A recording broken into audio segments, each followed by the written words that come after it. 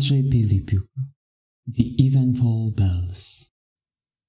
Kiev, spring 1893. That year, spring was in no particular hurry. Right after Easter, winter unexpectedly returned. From somewhere in the east, masses of icy Siberian air swept in. The Ukrainian steppes were once again blanketed by a shroud of snow, and at night, a thin layer of ice formed on puddles. People treading the alleys of Kiev, hearing the howling polar winds, pulled their collars tight. Many of them passed the grand new building of a medical faculty, but none would have guessed that within its walls a feverish meeting was underway, the outcome of which might determine the fate of the whole world. Dr. Skórzewski spent a long moment studying the map. The Polesian marshes, an expanse stretching for hundreds of versts, a land of reeds and sedges. Here and there, clusters of alders and swamp oaks dotted the landscape, patches of land fit for cultivation. In winter, a vast sheet of ice, marked only by tufts of reeds, stretching all the way to horizon. We are incredibly fortunate that the outbreak occurred precisely here, Professor Selezniev said, lighting his pipe. If the epidemic had struck a less isolated area, we might already be counting dead in the millions. A drop of cold sweat ran the doctor's back. He breathed deeply to calm his nerves. The island is 5 versts in diameter, the professor explained. It's surrounded by swamps. If the epidemic had broken out at another time of year, the inhabitants would have boarded boats, and that would be the last we'd see of them. But right now, everything is frozen. They can't break the ice with boats, and they are afraid to cross it with their belongings, though I think some may still try. There are 2 routes to the island. A bridge hit up the map, which the landowner burned down, and a causeway guarded by a sanitary cordon. What do we know about the disease? Nothing. Almost nothing. The lord of a manor, a certain Samuel Lisowski, sent his son with a message that a terrible plague had broken out on his estate.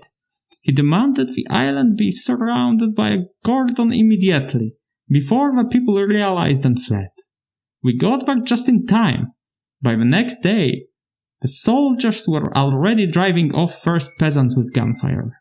Did the boy say something? Not much. For the first few days they thought it wasn't serious. But then they noted that the infected suddenly broke into heavy sweats, lost strength, lay down and died within hours. No one who fell ill recovered. Everyone who came into contact with the sick also contracted the disease and dies within days. It's horrifyingly virulent. That doesn't sound like plague or smallpox. Probably not, but we still need to know for sure. Are you scared? The doctor shrugged. I am, but I will still go. From the side of the marshes an ominous, icy wind blew. Long tufts of reeds swayed above the patches of blighted ice. It was perhaps just below freezing, but the damp and the wind made the doctor shiver even in his thick fur coat. He passed a small copse and stretched for the headland. Here was where the solid ground ended. He lightly pulled on the reins. The horse obediently came to a halt. The sanitary cordon did not look particularly impressive. The officers had taken over an old wooden shed for storing nets. The soldiers had cut down some alders and built a few large huts, covering them with tarpaulins and insulating the ground with thick bundles of reeds. They were now warming themselves by a small campfire, with a kettle of water bubbling for tea. Their rifles, stacked in a pyramid, stood ready nearby. The newcomer dismounted. An officer, wrapped in a greatcoat, emerged from behind the shed. Paweł Skórzewski. The visitor introduced himself. Chłop to in Ashlut, the soldier replied, shaking his hand. We've just received a telegram saying that you'd be coming. You want to go over?" He gestured towards a few cottages faintly visible near the horizon. "Yes. You'll have to leave the carriage here. It won't cross the causeway. We tried to blow it up a few days ago, and it's a bit damaged," he explained. "You have much luggage?" "I can manage," Skórzewski assured him. "What's the situation?" "Yesterday, we had to shoot 2 escapees. If I may ask, they probably weren't infected, but their body is—" "Should I burn them?" "We'll give you a can of kerosene. We don't know what's happening over there." The captain returned to the topic. "The Lord is probably still alive. We've seen something that looked like smoke signals, but we haven't been able to decode them." "Do you have a heliograph?" The doctor glanced around the camp. "We do, but only one." "Excellent, because I brought a second one. I'll send the reports twice a day, weather permitting. Please keep a record. If I don't make it, there will be at least some clinical documentation." "Oh, I see you thought of everything." Admiration flickered in the captain's eyes. "Of everything I could foresee." "One more question." "Yes?" "Why risk your life?" The soldier gave the doctor a piercing look. "Is it your calling? There were surely others willing to go."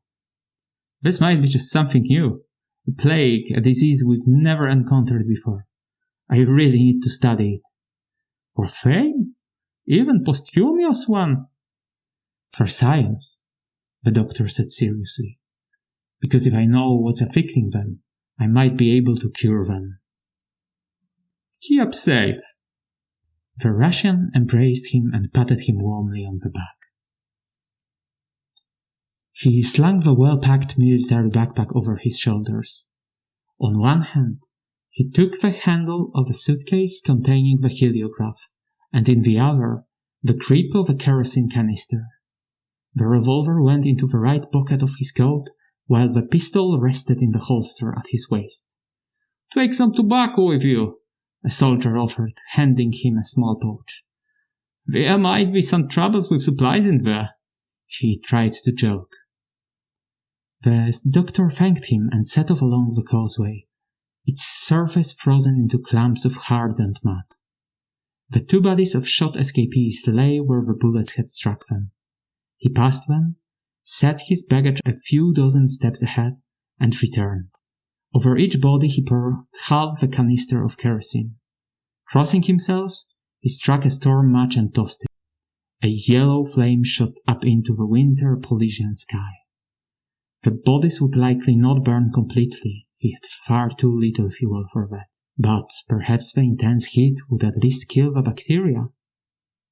The same reddish winter sun hung above him, the same clumps of frozen mud crunching underfoot, and behind him the crackle of flames consuming the bodies of those who had tried to flee the plague. He walked slowly. The village approached gradually. Time seemed to stand still. His steps, he began counting them instinctively even before he realized it. 2,581, 2,582, 2,583. He placed his foot on the wooden footbridge separating the causeway from the island. 2,584, 2,585, 2,586. His foot touched solid ground. Sweat bedded on his forehead. Coincidence? Who knows? He expected someone to come out to him, but the island greeted him coldly. From behind a few fences, fur-capped heads peeked out briefly, only to disappear again. A face flickered behind a dirty window. Meanwhile, the sun slowly dipped below the horizon. A weathered cholera cross, standing near the well, stood as a memento that this was not the first epidemic in the history of his land.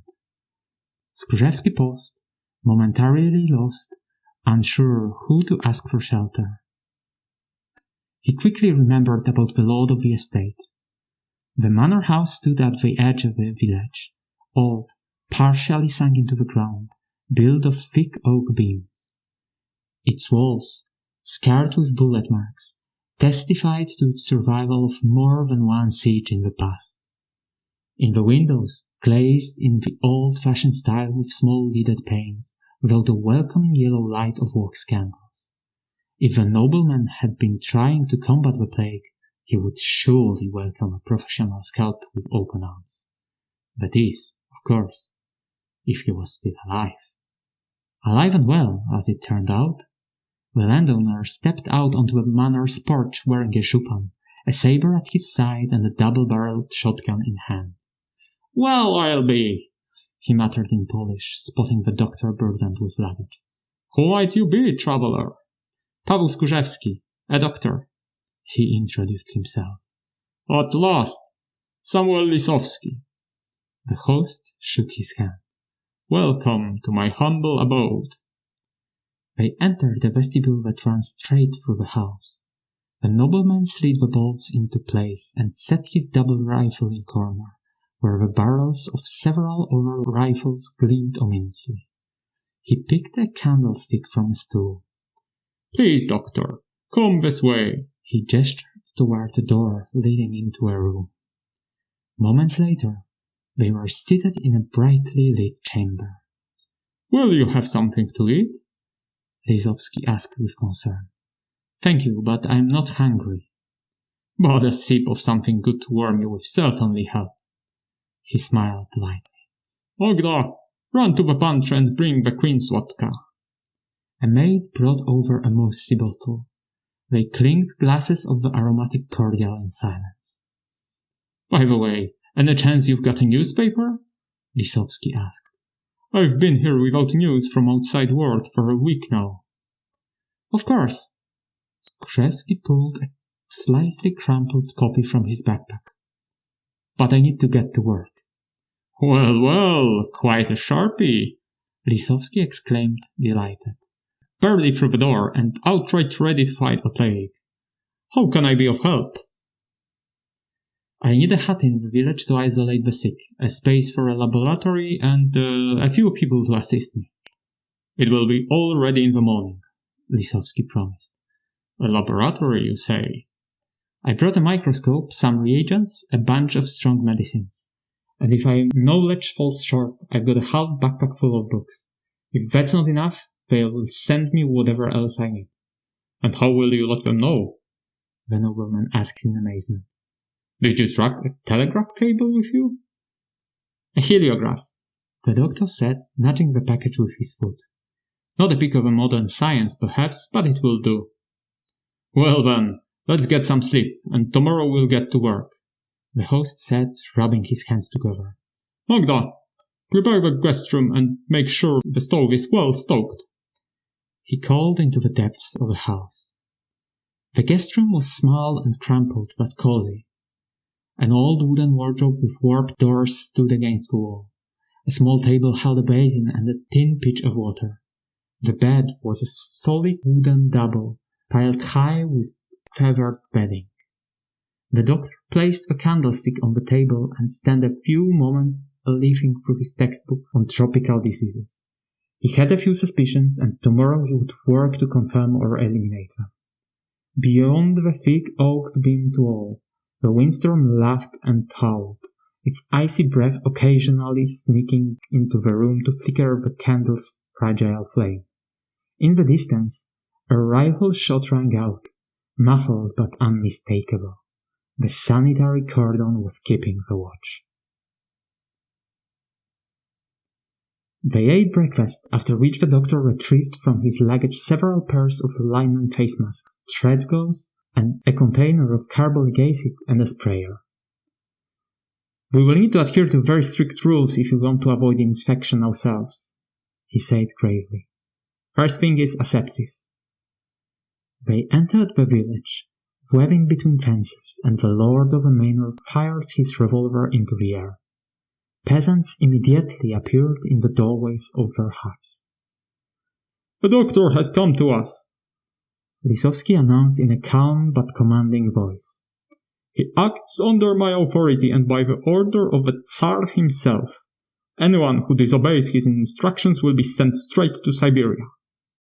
His words made a strong impression. "First, I need an empty hut for a lazaret," the doctor said. "Kochuk's one is empty," one of the peasants pointed out. "He died last autumn," the nobleman explained. "And where are the bodies of the deceased?" "We are in huts or barns," a woman in a scarf explained. "We couldn't bury them. The ground is frozen solid." "The corpses will be burned," Skórzewski declared, "along with all the belongings of the deceased. When possible, we'll burn their huts as well." "No way!" shouted a young peasant indignantly. "Silence!" An elder grabbed him by the arm. "That's what's done during plague. We must not come into contact with one another. No conversations, no visits. Anyone who falls ill will go to the hospital in Kochuk's hut. If someone dies suddenly at night, hang a black flag. We'll collect the body. If someone becomes too weak to walk, hang a white flag. We'll come to get them. I've brought plenty of medicine, and we'll try to save all the sick." "And how much will the medicine cost?" asked an old woman wrapped in the black scarf. "Nothing. The medical academy in Kiev has already paid for your treatment." The doctor added, "And one more thing. We'll need a lot of wood to burn the bodies. I need 3 strong men with axes and saws. I pay 3 rubles per day." "Only cut down?" "Cut down and split into kindling. And to build a pyre." There was an abundance of volunteers. "What next?" asked the landowner. "Take them to the grove and have them start chopping," Skórzewski replied.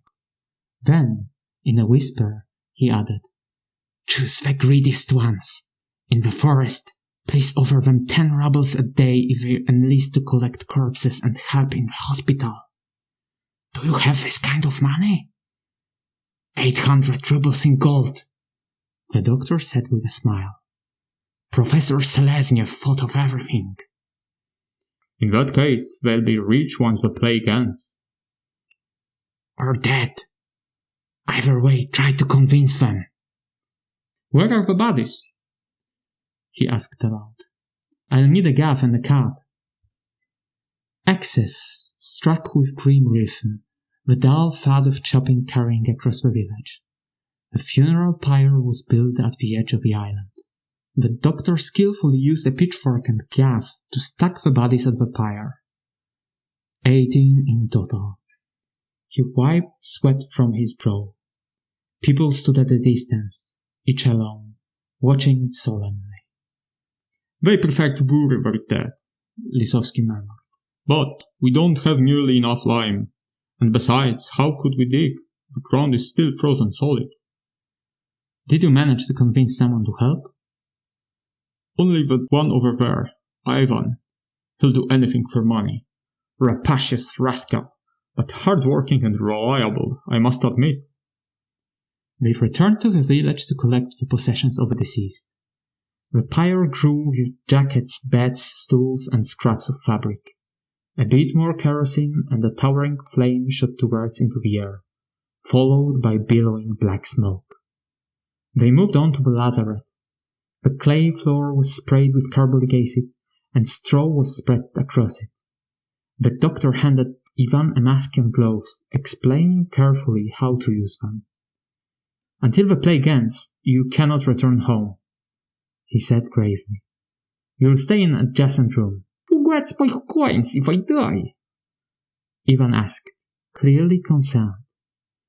"I'll pay it all to your family, down to the last kopeck. Just write down here whom to give," Skórzewski replied. "For now, here's the payment for the first day." He handed Ivan 2 gold 5-ruble coins. The small coins disappeared into Ivan's massive fist, as big as a loaf of bread. There were only 2 patients, both too weak to move. They were brought in on makeshift stretchers fashioned from doors and laid on the straw.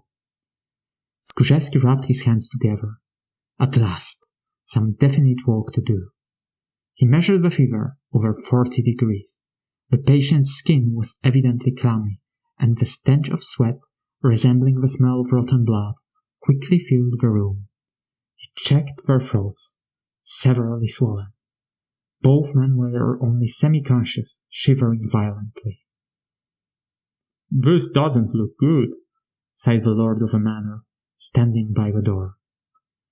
"We'll try administering shock doses of quinine sulfate to bring down the fever," Skórzewski said. "But what worries me more are the sticky patches on their skin." "What could this be?" "I don't know. I've never seen anything like this. We also need to give them water. They are severely dehydrated." He quickly prepared the solution and gave it to both patients. Each was also given half a bottle of red wine from Lisowski's own cellar to restore their strength.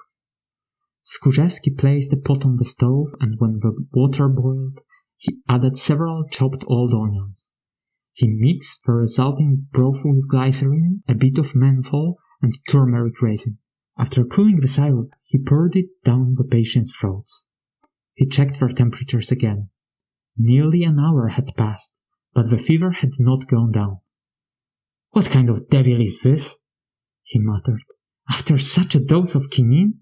"Maybe we wrap them in cold, wet cloths," Ivan suggested, appearing in the doorway. "That's what ours did for typhus." "Why not?" the doctor agreed. He sat at the microscope. His first samples were tissue fragments taken from the deceased. Examining them under normal light revealed no abnormalities. He then stained some samples with iodine and others with ink. Blood, sweat, mucus, skin. Another hour passed, and still nothing. He checked on the patients again. The throat swelling had reduced slightly, but the fever hadn't dropped even half a degree. Organizing his notes, he left the patients in Ivan's care and headed to the edge of the island. From his suitcase, he took out the heliograph, setting the flame on his shoulder. He caught the sun in the rear parabolic mirror. The auxiliary one wasn't even needed at the moment. Resting his hand on the lever, he looked through the device-attached scope. Perfect. He opened the shutter, sending a beam of light straight to the window of the officer's shack. Not even within 5 minutes, the soldiers on the other side had set up their own equipment. It had been a long time since he had operated such a device, but he quickly recalled all the procedures. "Situation very serious," he signaled. "I am attempting several treatments. Maintain the cordon at all costs." A civilian in a long coat approached the soldier operating the heliograph. Despite the distance, the doctor recognized him. So, Professor Selezniev himself had arrived. "What plague?" came the question. "Identification not possible," he replied. "Microscopic examination results inconclusive." The next signal consisted of a series of short flashes, devoid of letters. But the doctor understood it. "God be with you." He folded the mirror's lens and frame, carefully placing them back into the case.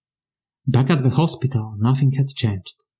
One patient was on the verge of death, while the other mumbled incoherently in a feverish delirium. Before the sun touched the reeds on the horizon, both had passed on to a better world. The bodies were taken to the shore. The funeral pyre had almost burned down, with only a few blackened bones remaining in the embers. In a few days, another pyre would have to be built. When the plague subsides, someone will dig a tomb, the doctor thought. They'll collect the ashes and remnants and place a cross with double arms on it. I wonder if I will survive until then. Suddenly, he felt exhausted. In the shed near the lazaret, Ivan had already prepared a makeshift shower. The doctor doused himself with copious amounts of hot water mixed with carbolic acid, scrubbed his body with sulfur soap until it foamed, and dried himself meticulously with a clean towel. The manor greeted him with the yellow glow of candles, the warm breath of a heated stove, and the aroma of roast beef swimming in a grey sauce. They quickly sat down for a late dinner. After the meal, They sank into comfortable leather-upholstered armchairs. Your initial observations seem to be confirmed, the doctor said, pouring himself more tea. The plague is horrifyingly virulent and spreads extremely easily. Did you find anything in the microscope slides? Skórzewski shook his head. Nothing. True, there are signs of destroyed blood cells, but no trace of what caused their destruction. It must be something incredibly small. A bacillus even smaller than those visible under a microscope? Exactly.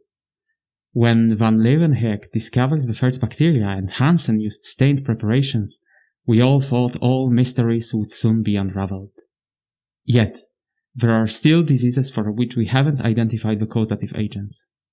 We know they exist, but their size is remarkably small. We tested this last year. They pass through filters that stop normal germs. We even tried estimating their size. Fascinating. We've provisionally called them viruses.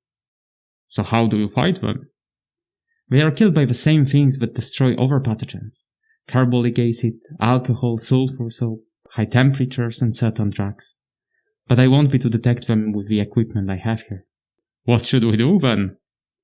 So far, none of the treatments have worked. Quinine slightly eases the symptoms, but doesn't even delay death.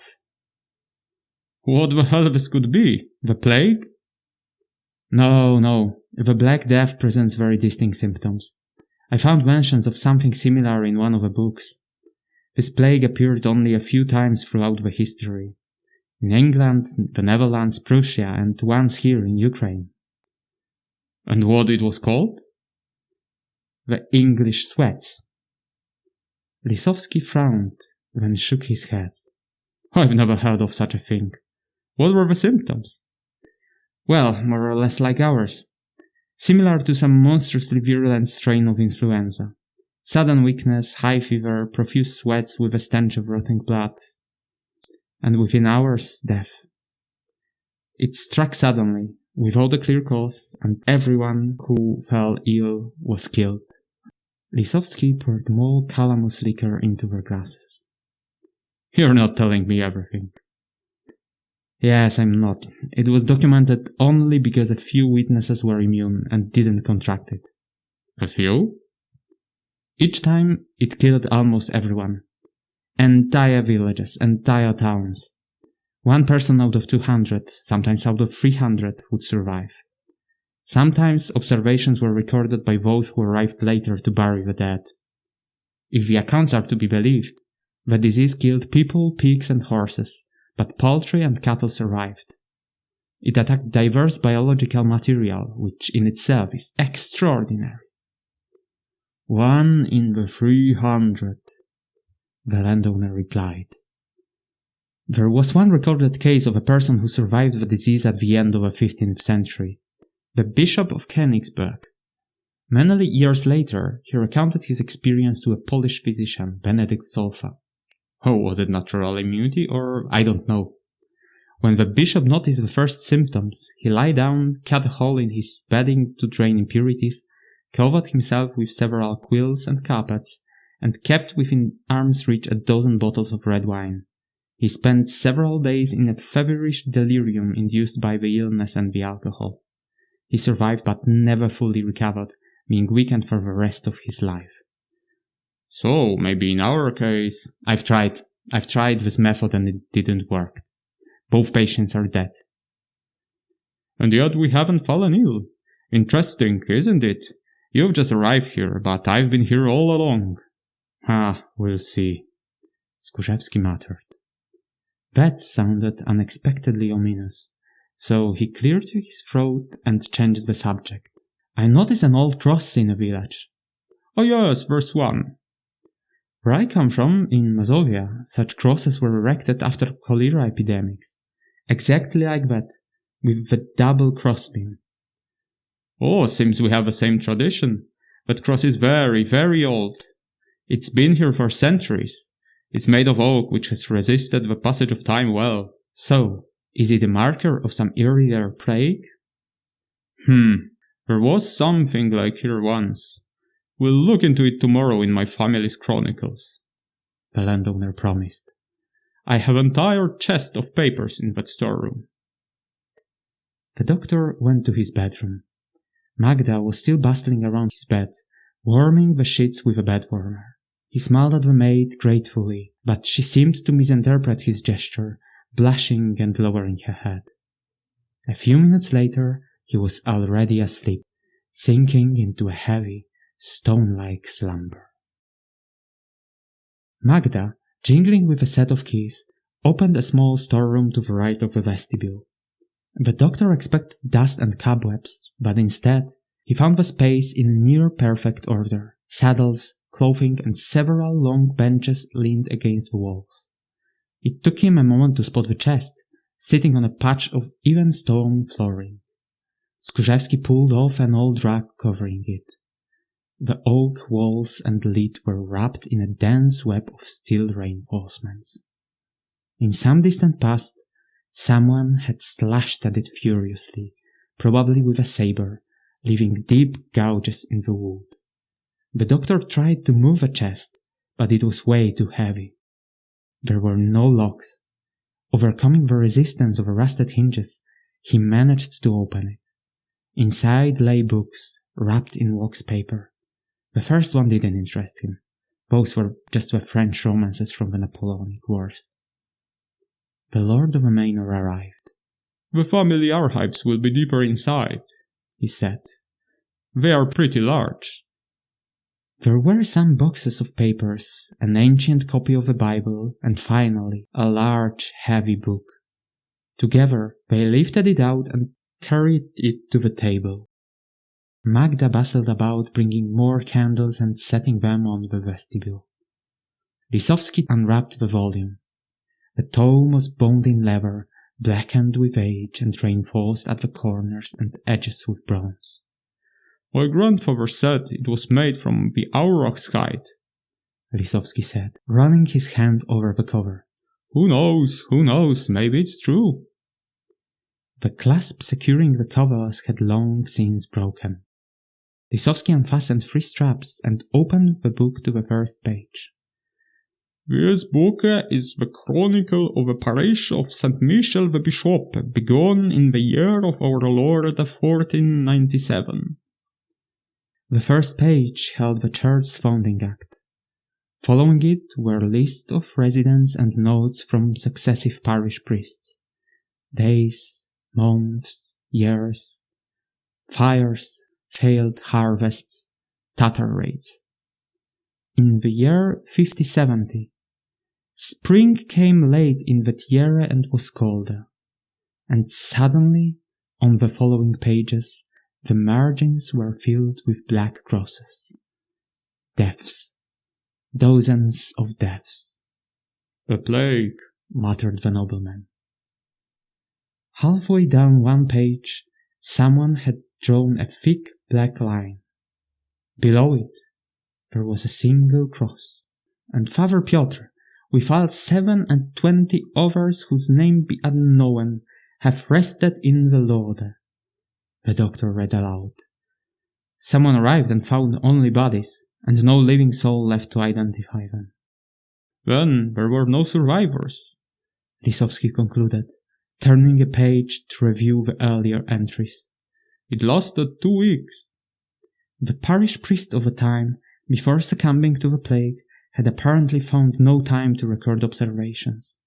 He administered the sacraments, heard the confessions of all the villagers, baptized children, and even converted the innkeeper Icek to the Catholic faith. At the very end, he managed to scribble a few more words with a trembling hand. I have chills and sore throat, so it hath begun. Why doth this burden fall upon us? The Rahmani would have never... The notes abruptly ended there. Chills and a sore throat, the doctor repeated. Symptoms much like ours, but it can't be confirmed with absolute certainty. After all, 320 years have passed, Lisowski said, scratching his head. They continued to examine the book. The last entry spoke of 3 Lisowski brothers departing to fight in the January uprising. Immediately below there was a note about the parish's dissolution by the Tsarist authorities and the forced conversion of the entire Rufin population to Orthodoxy. "Good thing they didn't confiscate your estate," said the doctor. "Oh, but they did," the landowner muttered. "I buried 2 brothers in Usyoliev and served hard labor in gold mines in the Verkhoyansk mountains for over 10 years, shackled to the wheelbarrows." He pulled up his sleeves, revealing deep scars on his wrists. "But I got lucky. I hit a rich vein, hit 2 kilograms of nuggets, and when the amnesty came in 75, I returned home, bought back the manor from the ensign who had settled here, and now I'm back where I belong." "You lived through a lot," Skórzewski said, nodding. "Enough to fill a book, and I'll write it if I make out of this alive." "Rachmanie." The doctor recalled the strange word from the dying priest's last entry. What could it mean? "I don't know, but there's a saying. When someone fasts or practices asceticism, people say, 'He fasts like a Rahman.'" "I have a feeling it might be important." "Or was it just something that came into his fevered mind?" the landowner replied, closing the book and caringly wrapping it in paper.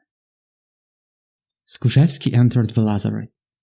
The stench of rotten blood seeped through his mask, momentarily taking his breath away. Ivan was bustling about the stove, boiling a large pot of water. Something glinted on his chest through the opening of his shirt, a cross on a thick leather cord, large and heavy, made of polished brass that looked like gold. "4 more sick during the night," Ivan said as he saw the doctor. 2 died before dawn, and I pulled the corpses to the shore, next to the fireplace. And the other 2 women I laid over there on straw, so they die in peace." "You did well," the doctor praised him. Indeed, 2 women, one older, the other younger, lay in the adjacent room, feverish and covered with some coarse brown froth. Skórzewski checked their temperature, over 41 degrees. He examined their sweat-slick skin carefully. The magnifying glass revealed a web of broken capillaries, but most of the fluid was oozing through the pores. "What the devil!" he cursed in frustration. "The body throws out bad blood through the skin," Ivan said sagely. "How about putting leeches behind their ears?" "Nah, that would only hasten the deaths," Skórzewski muttered. "But if we could increase their sweating—" "Should I add to the fire?" Ivan offered. "No, we'll administer pilocarpine." The doctor found the appropriate vial in his kit and drew a large dose into a syringe. He administered it to the first woman. The drug took effect within minutes, inducing profuse sweating. "Now for a saline solution." "Dissolve this in a pot of water," he added, handing the packet to Ivan. They worked around the sick until midday, but no medicine succeeded in lowering the fever. The pilocarpine had no significant effect either. By around 2 o'clock, the first woman entered the throes of agony. All the doctor could do was inject 2 doses of morphine into each patient to ease their suffering and wait for the inevitable end. He stepped out to the edge of the island and transmitted his observations via heliograph. In return, a brief message of encouragement was signaled back. At 4, they had moved the bodies to the shore. As it turned out, while they were away, 2 more corpses had appeared near the now cold pyre. "We don't trust in your ability as doctor," Ivan said. "Or they prefer to die at home," Skórzewski replied. "This has to stop." "What do you plan to do, doctor?" "Strict quarantine. Call the Lord." They gathered everyone in the center of the village and lined them up. It was a very long line, as the doctor had ordered that there be at least half an arshin of distance between each person. Lisowski walked the line, counting. "We're missing 3, he said. "Did you count those who have died?" the doctor asked. "Every single one. Either they've run away or they are lying dead somewhere in the huts." I think I know. 2 bodies were burned near the causeway, but it was the cordon that shot them. Last night's shots were heard as well, Ivan added. But maybe they weren't shooting at the last one. Maybe they just saw a Rahman. What? The doctor raised his head sharply. No, nothing, Ivan muttered, gripping the cross around his neck instinctively. Now was Skórzewski's turn to work. He moved from one villager to the other, checking each person's temperature, feeling their skin for the sticky residue, and inspecting their throats for swelling. Among the 30 adults and children, he identified 8 as suspicious cases. What do we do with them? The landowner asked nervously. They need to be isolated in one of the huts, Skórzewski explained. What about the small granary near the manor? The doors are sturdy, the windows barred, and the walls are thick stone. The selected individuals resisted, but the sight of Lisowski's revolver quickly silenced their protests. The doctor and Ivan went through the huts where infections had been reported. Everywhere they went, frantic work began. Furniture was carried outside, straw mattresses and beddings were burned, and all clothing was thrown into cauldrons of boiling water. The floors were scrubbed with carbolic acid. Evening came. Magda prepared meals for those confined in quarantine. The doctor and the landowner also retired to rest. Outside the window, the wind was howling. The host retrieved a bottle of old Hungarian wine from his supplies. Today I've heard the word again, said Skórzewski, sitting heavily at the table. He spread butter on a slice of bread and topped it with a thick slab of cold ham. Which one? The nobleman asked, looking at him. Rahmani, or Rahman, or maybe Rahmanin? The same word that was in the chronicle. Ivan let it slip. Do you think there's some connection here, some phenomenon or situation that can be compared? That the peasants have associated this plague with that earlier one? 320 years back? I doubt they remember those events. But who knows? The doctor mused. Do you think it's a worthwhile lead? If there's no other, you mentioned the saying. A phrase, to fast like a Rahman. I know it, but where from? Most likely from my peasants. They are Poleshuks. They speak Ruthenian. They speak a hybrid, like everyone here in the borderlands. But as a child, I learned to speak their language well. I had peers among them.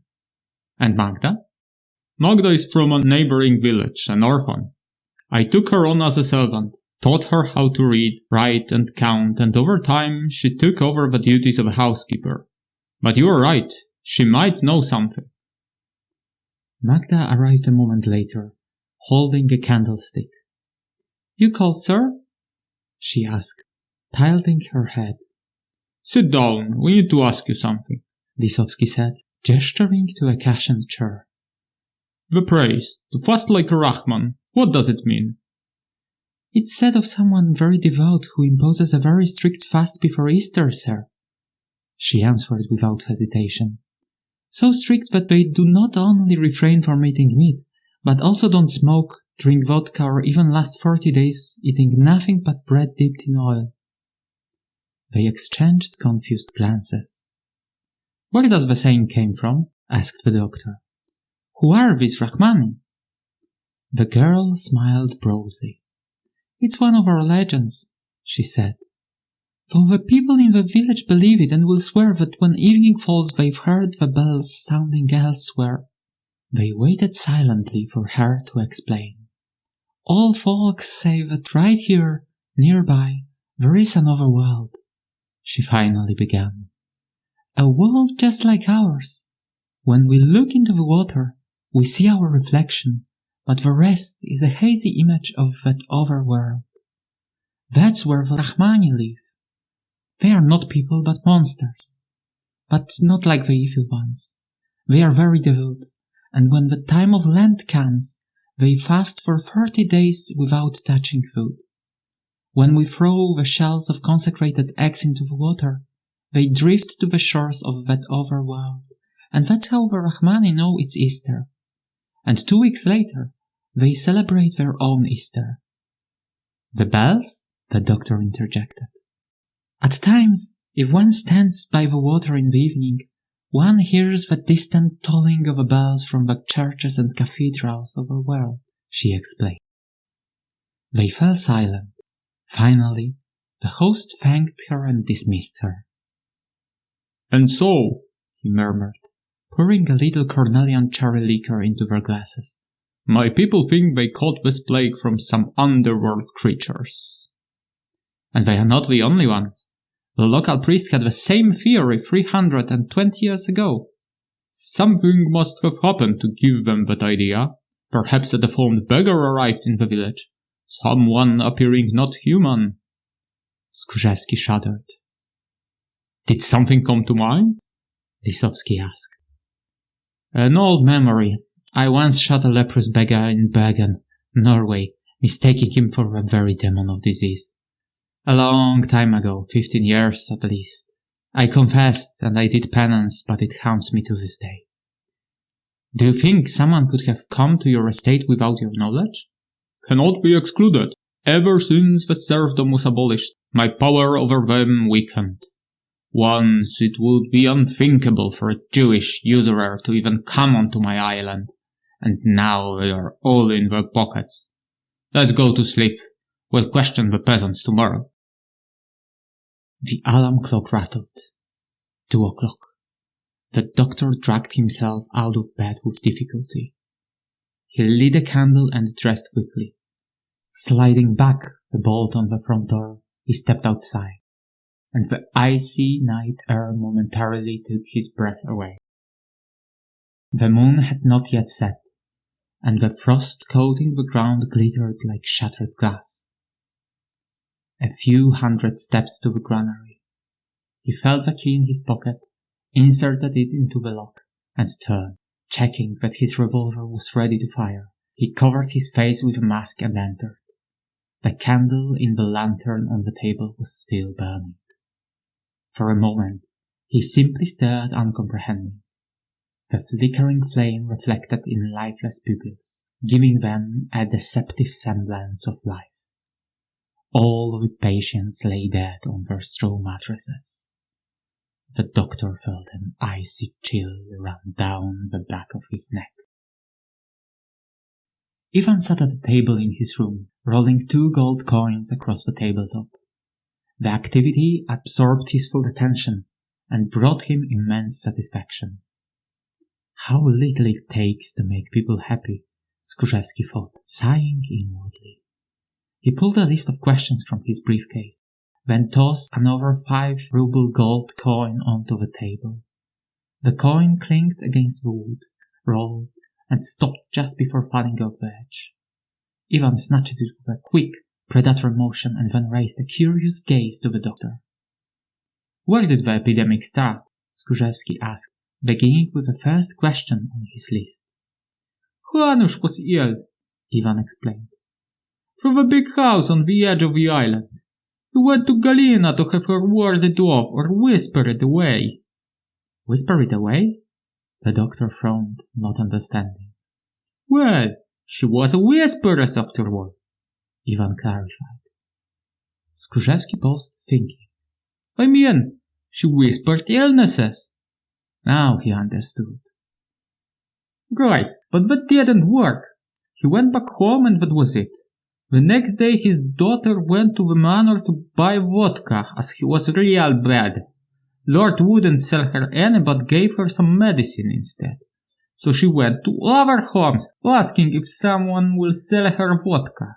And then his son came running to say his dad had died and lay dead at home. Right after, killer got chills as well, and the next day already 7 people died. Those 7, were they the ones the girl visited to buy vodka, or someone from her household? The doctor asked. Ivan furrowed his brow, trying to recall. Such details I don't know, but can be. She was the one who spread the plague. His eyes lit up with sudden realization. It spreads through the skin contact of droplets, the doctor thought, very quickly, from just one interaction. He shuddered. And how did Hanusz get infected? He asked. Something flickered across Ivan's face. Don't know, he replied a little too quickly. He's lying, thought the doctor.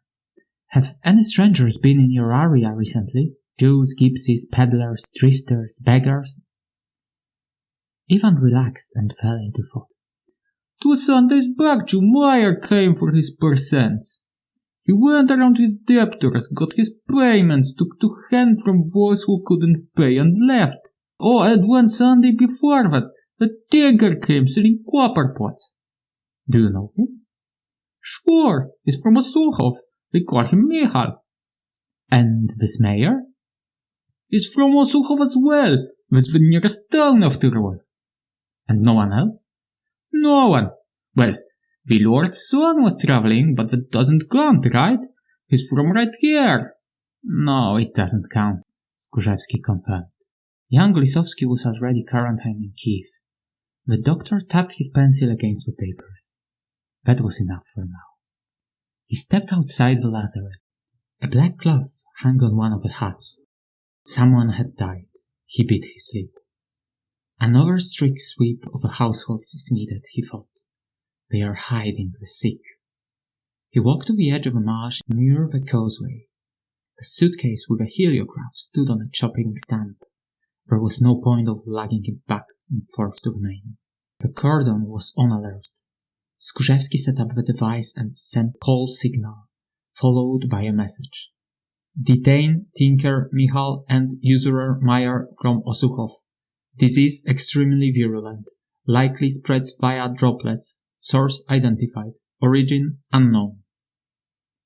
He waited a long moment for a reply, but no one came. Just a confirmation. With a sigh of relief, he took the device off his shoulder.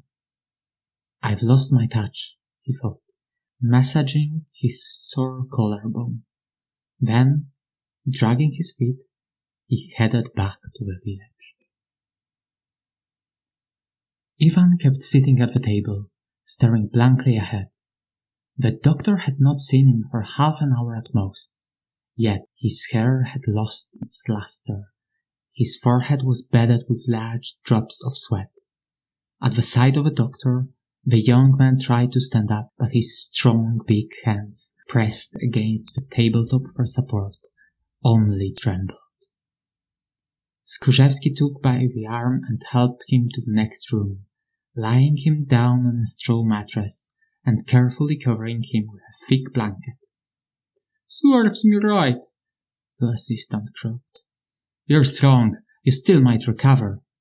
The doctor tried to reassure him.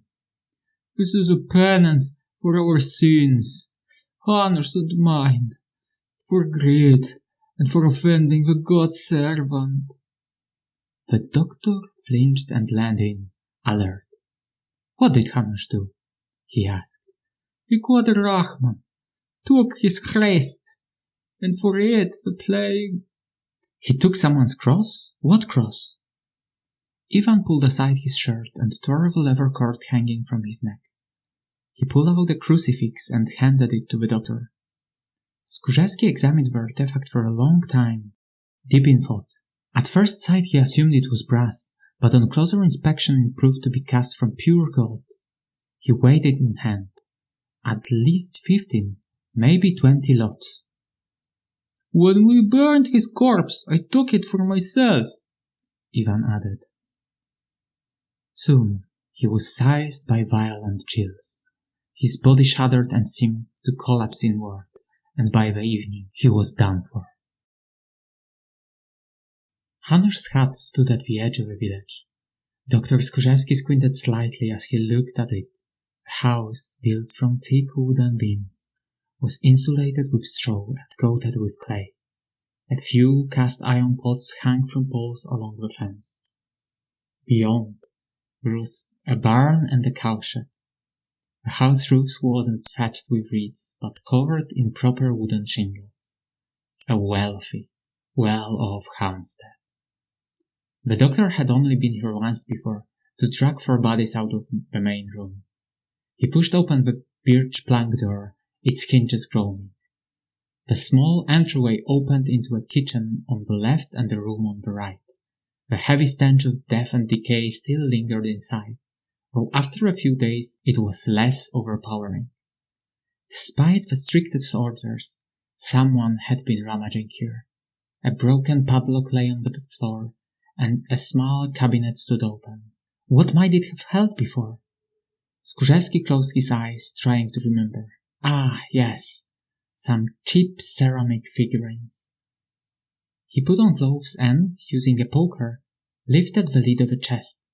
Someone had rifled through it in a frantic hurry, tossing everything into disarray. In the corner, a silver ruble glinted, overlooked by the thief.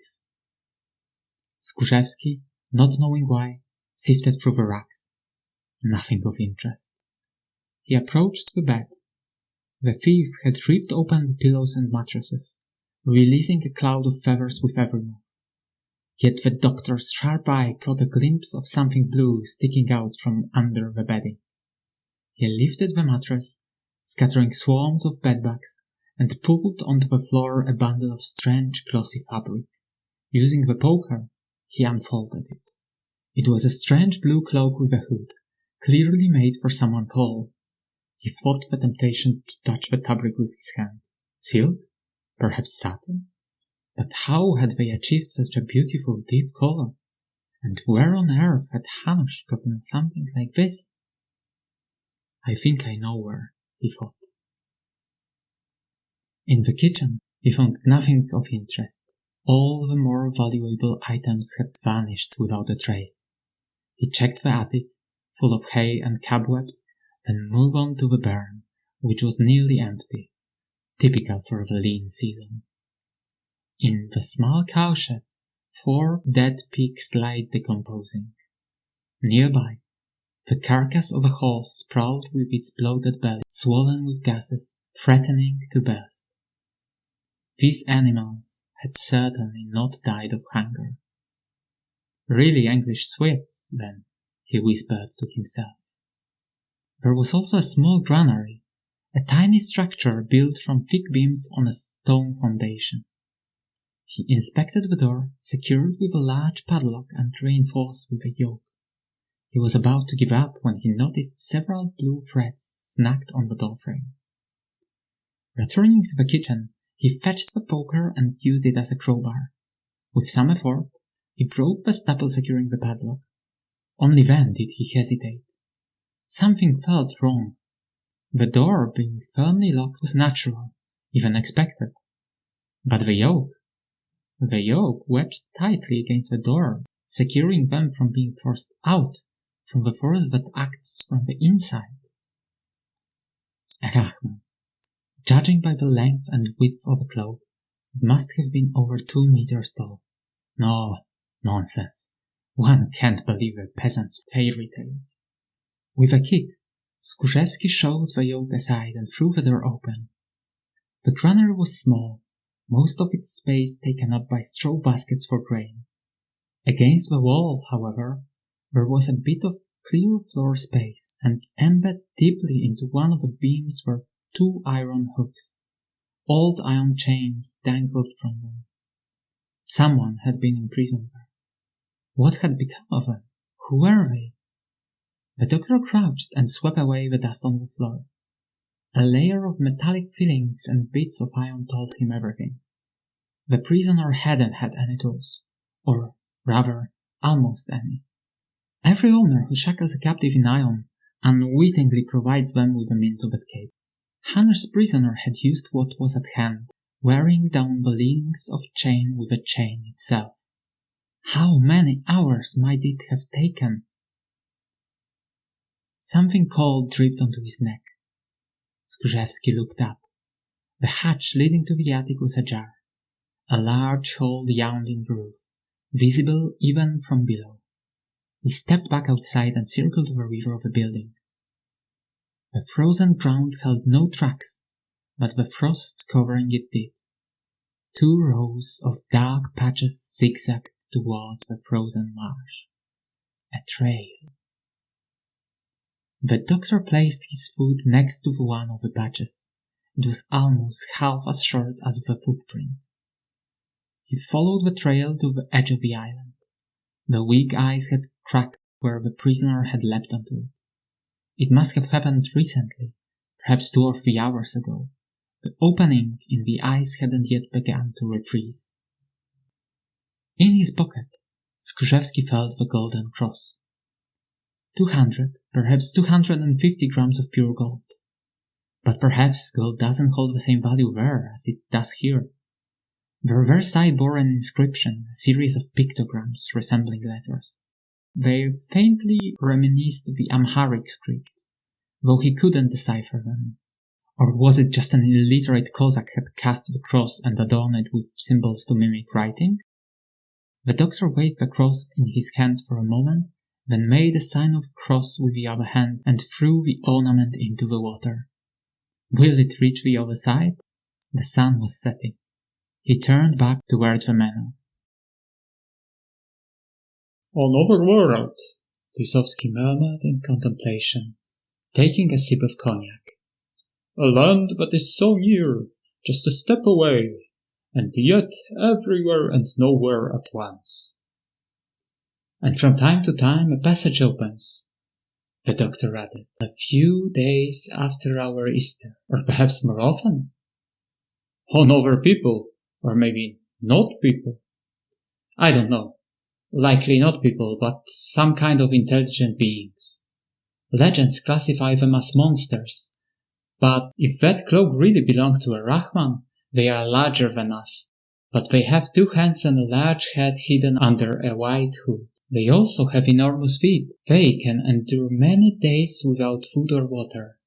They look different, but even so, they are our brethren Christians. Orthodox, Unites, or Catholics? The elder nobleman smirked under his mustache. So, all of this.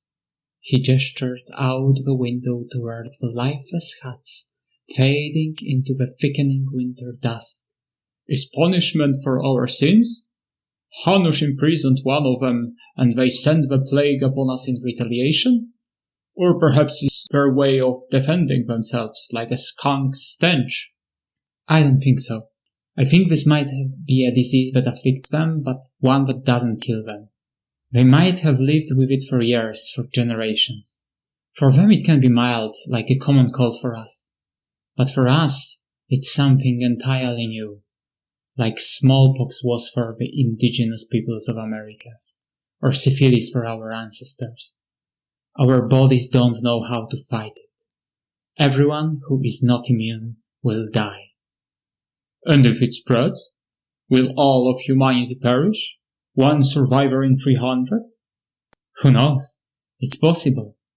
And when it gets warmer, the villagers will flee. You can sabotage the boats, but would that be enough? The host remained silent for a long time. Do you know why I stayed here after the outbreak? He asked at last. No, I only know that you sent your son to telegraph station to raise the alarm and burned the bridge. A son ensures the survival of a family line. My duty was to remain with my people. But if it becomes necessary, I am prepared to do whatever it takes to ensure no one leaves the island. We have plenty of firearms, powder, and bullets. There are only about 30 peasants here, not counting the children. If we take them by surprise, we should manage. My superiors foresaw such a scenario. In my luggage, I have 80 lots of cyanide. It's better to sacrifice 1 village than risk millions. And afterward, we'll shoot ourselves. But what if the Rahmani are real? The 5 documented outbreaks of English sweats suggest they visit our worlds very rarely. But they do visit. What if it turns out our sacrifice was unnecessary? What if tomorrow a Rahman emerged from the water in the head of St. Petersburg, Berlin, or New York? So, there's no hope for us? I don't know yet, but I'm still searching for some way. Another dawn. He walked toward the village, a weight heavy on his chest. And he wasn't wrong. He checked each hut, everywhere the same. Eyes wide with maddened fear, people huddled near stoves or under blankets, shivering, desperately seeking warmth. Everyone was sick now. It was now clear that everything he had done so far, quarantine, isolation, medicine, had been futile.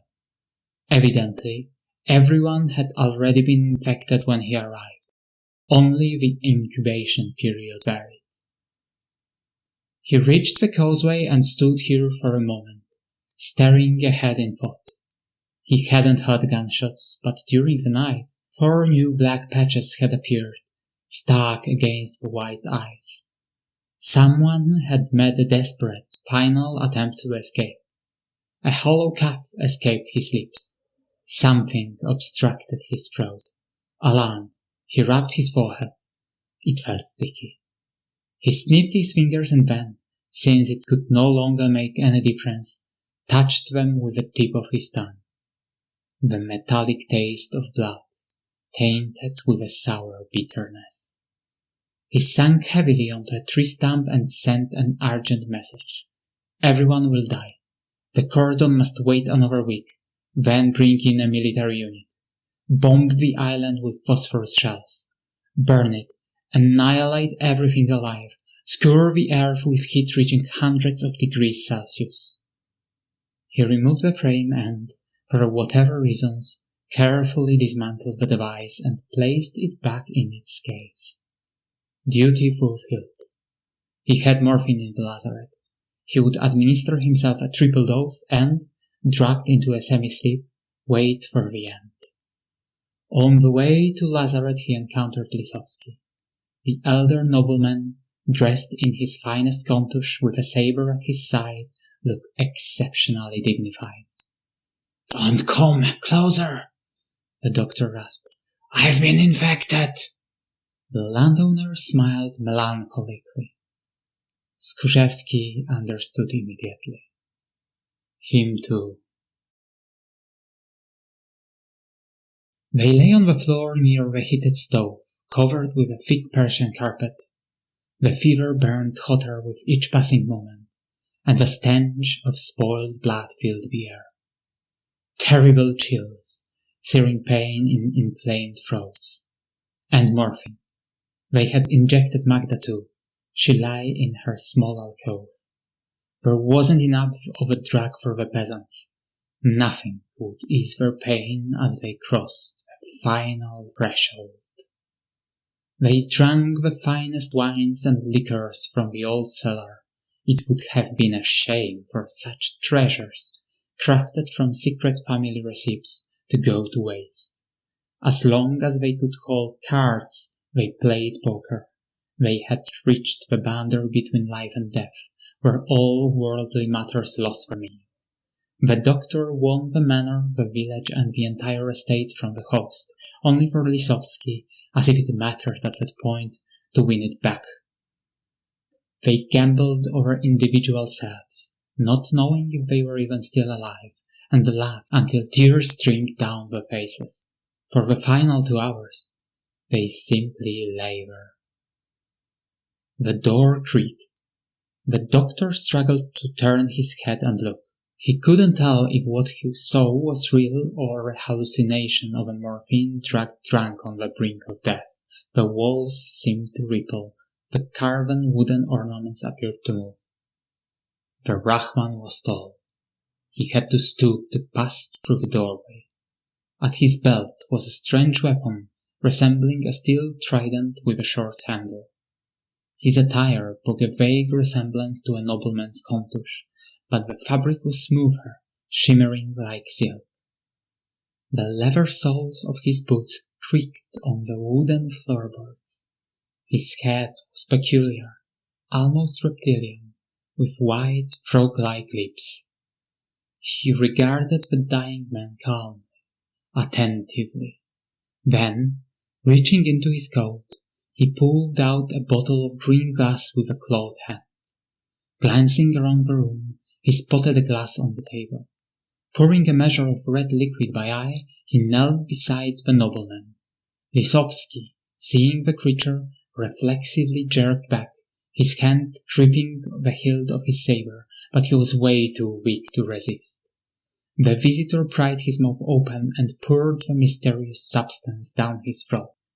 Moments later, it was Skórzewski's turn. The liquid burned like acid, searing his stomach with a fiery heat. The being stood by the door for a moment, gesturing towards the crucifix hanging above. Then, raising a hand to his lips as if to signal silence, it left. As the dusk fell on the third day after the Rahman's visit, the doctor awoke to find the pain and weakness had left him. Unsteadily, he got to his feet. Lisowski lay dead nearby, his cheeks marked with the stains of decay. Skórzewski stopped before a mirror hanging in the hallway and stared at his reflection for a long moment. The bluish swelling on his face made him look like a corpse, but he knew. He could feel it in every fiber of his being. He would live. He returned to the room and bent over the landowner. Thank God, the elder nobleman was breathing as well. Those bluish spots had misled him. Samuel, he rasped, shaking him gently by the shoulder. How do you feel, sir? Something was still wrong with his throat. He couldn't speak normally. His voice wavered, vibrating like a phonograph record spinning too fast. Is that you? The nobleman croaked. Drink! The doctor found a bottle of century-old Hungarian wine and uncorked it.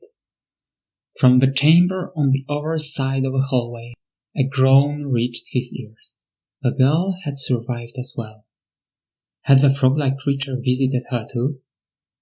Leaving his friend, he stumbled across the hall to see if he could help her. An hour later, Skórzewski stepped out of the manor and, staggering with nearly every step, walked through the village. A few peasants, their faces bearing similar bluish marks as his own, were hauling the last corpses from the huts. Emaciated, gowned, like the living dead animated by some dreadful spell, they went about fulfilling his earlier orders. Some greeted him with hoarse, labored voices. So, they too have been forgiven. The doctor made his way to the edge of the island and retrieved the heliograph still sitting in its case. He sat on a tree stump, rested the frame on his shoulder and adjusted the mirror, lenses and shutter. The sun was low, but he knew he had enough time before it dipped below the horizon to send a signal. He aimed toward the outpost. We survived the infection. The plague is contained. The flashes danced across the sky. A response came shortly after. 6 months of quarantine. Do you require medicine, oil, or food? He lowered the mirror and set the heavy frame on the ground. A faint smile crossed his lips, the first in weeks. And that's when he heard it. A strange sound as though it came from beneath the earth, beneath the water, beneath the thick layers of marshy peat. The tolling of a bell from the church or cathedral of another world. Easter came to the land of the Rahmani.